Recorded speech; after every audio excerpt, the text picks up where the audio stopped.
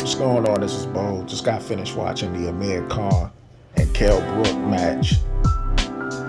Man, that fight was a total domination.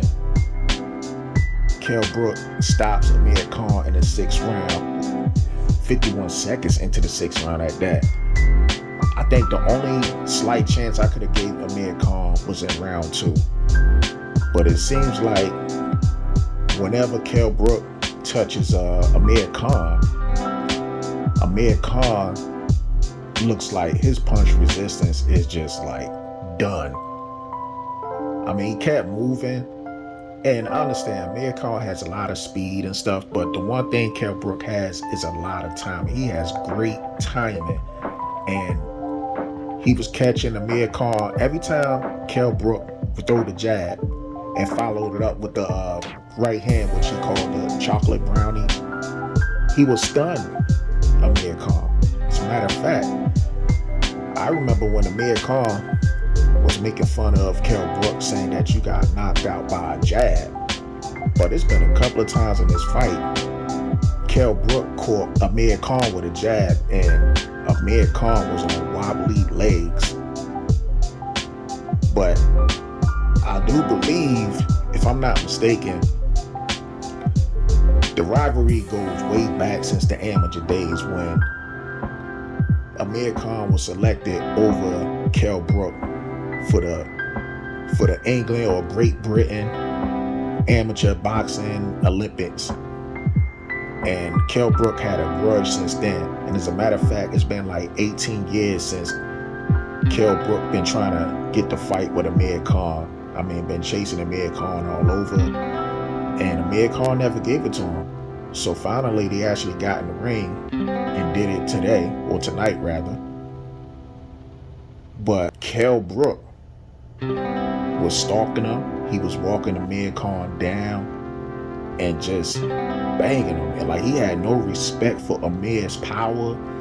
Amir did catch him a couple of times, because it almost looked like a lot of times like Kell Brook was doing a lot of head hunting.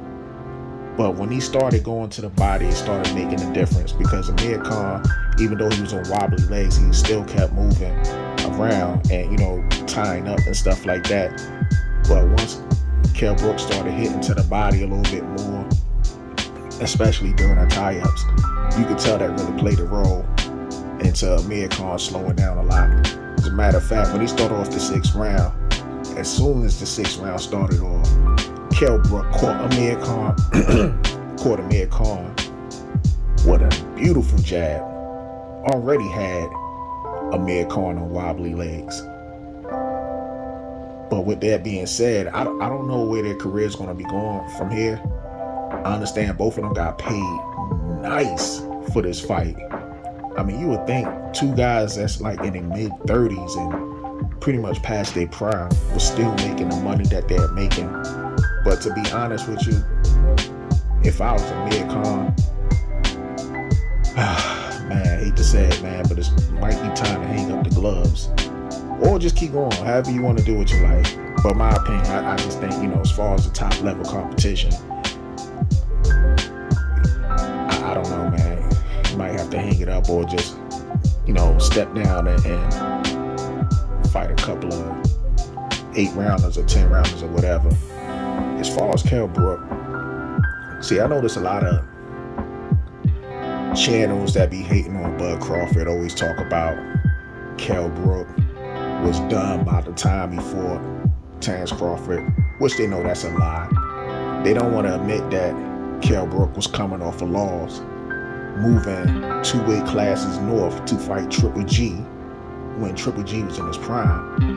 And Kell Brook gave Triple G all he can handle before his orbital bone gave out. And then, about 7 to 8 months later, after surgery, after getting his ass beat, he moves down to fight his mandatory in Errol Spence, and was giving Errol Spence hell that fight before his other orbital bone gave out in the fight.